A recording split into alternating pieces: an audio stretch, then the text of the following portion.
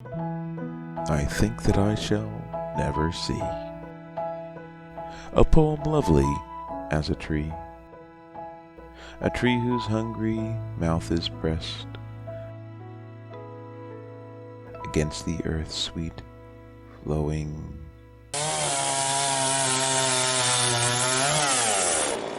Well, I guess not everyone's a fan of poetry. Oh well, back to the old Choppy.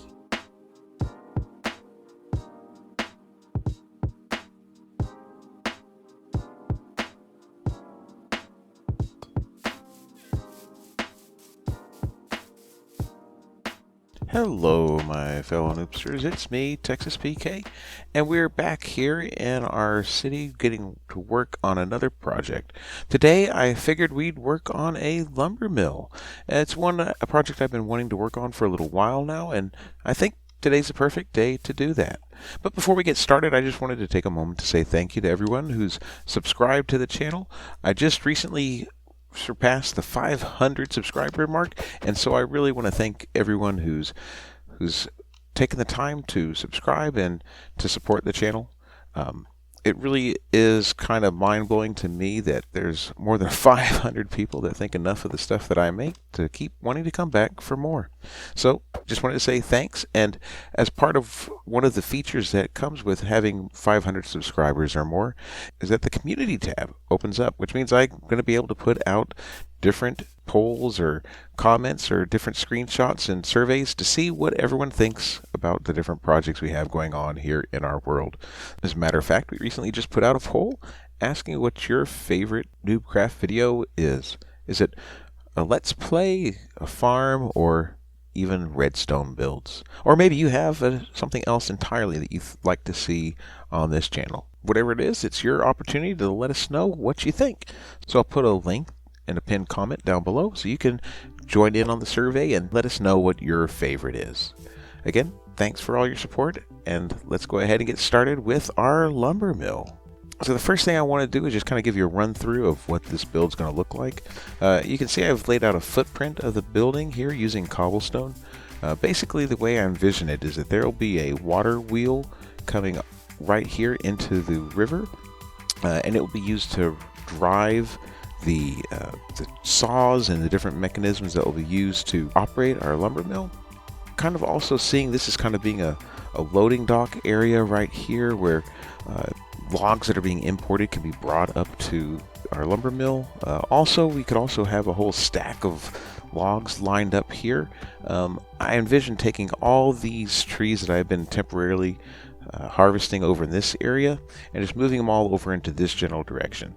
That way when they get cut down, they can be brought into our lumber mill, processed, and then fed out over here to sort of a storage area where all of the logs will be stacked and wait to be either hauled off into the river or taken off over this way into the city for other projects that we might have going on.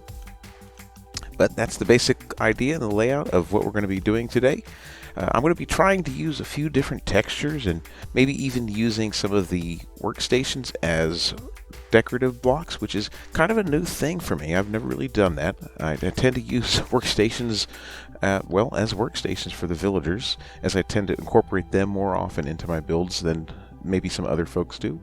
But I thought this might be an opportunity to challenge myself and try something a little new. So hopefully it turns out great, but the only way to know is to give it a try. So sit back, relax, and enjoy the time lapse.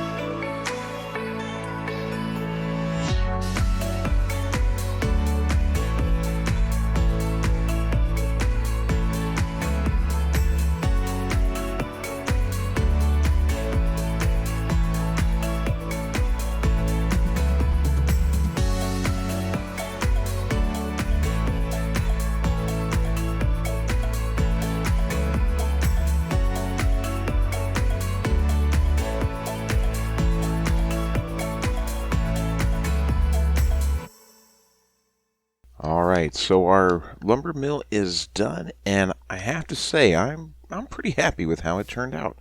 Let me go ahead and give you a quick tour and talk about some of the details of what I did in this build. So first thing I want to do is kind of show you the water wheel that I built. Basically, it's just a bunch of spruce blocks and steps, but also went ahead and put in fence posts and gates for braces. And then just to kind of give it a feel of the paddles, I went ahead and put in some oak trapdoors. I thought that just kind of added to the overall look and feel of the water wheel, and I think it looked pretty good. You'll also notice I did a little bit of texturing with different colors of white. I used concrete powder and white wool. There's a slight difference in color. I don't know if you can see it very well here, but I thought that it gave a subtle little color variation to where it might look like maybe, well, when the sun's shining on it, certain parts are getting shaded, and kind of giving it a little more depth and texture to the build.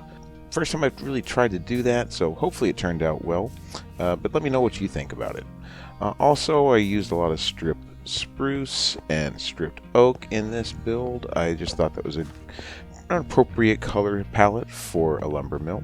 Over here is where all of our finished planks are stacked and ready to be used for our buildings. I used railcar rails and some ladders to kind of make it look like those straps that you might see in a lumber yard, just to hold all the planks together for while they're being shipped.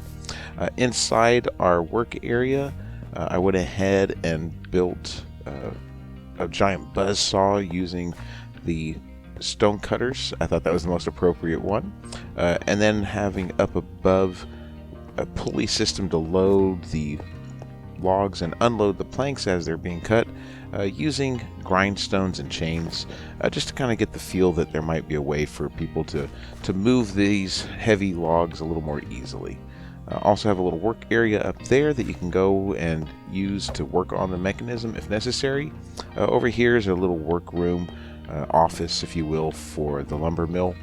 And then as we come out here, you can see where all the logs, when they're cut down from the trees, where they get stacked to be waiting to be processed, using the same kind of tricks, using the ladders and the rails to make it look like they're being held in place. And then this part right here, I kind of like how this turned out. This is a little crane that I built to use to pick up the logs and load them into our buzzsaw. Basically, I was trying to make it look like it would have some structure and strength to it to be able to move heavy logs like this more easily. I used the chiseled blackstone and chains to make it look like it has tension holding it up. And then this is just standard blackstone walls being used to kind of lift with a clamping mechanism to move our logs into place.